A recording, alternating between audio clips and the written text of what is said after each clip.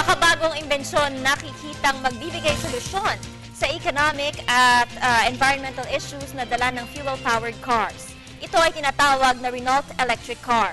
Ang kotseng ito ay may high-tech new features at exciting colors pa. Para sa buong detalye, balitaan mo kami, Jackie Sai. Sa patuloy na pagtaas ng bilihin sa global market, marami nang natututong magtipid kung kaya't nauuso na ang paggamit ng electric car sa ibang bansa.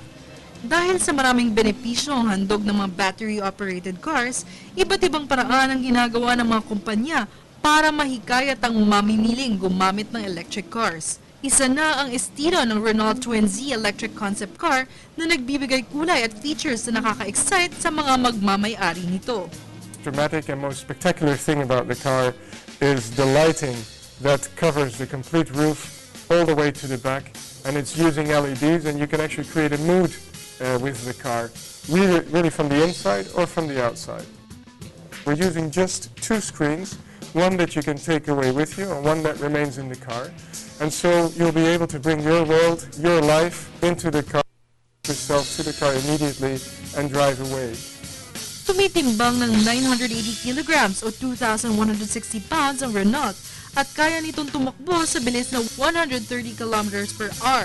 Limitado man ang baterya ng kotseng ito, patuloy na gumagawa ng paraan ng mga inventor nito para mapahaba pa ang buhay ng sasakyang umaasa sa elektrisidad. Sa pag-aaral, nalaman din na unti-unti nang sumisikat ang mga kotseng gaya nito. From the research that I've been involved in of electric vehicle users, we found that a portion of those users are interested in electric cars because they're interested in new technology. So gimmicky cars such as the Renault may appeal to that portion of the consumer market, those that early adopters that are interested in new technology.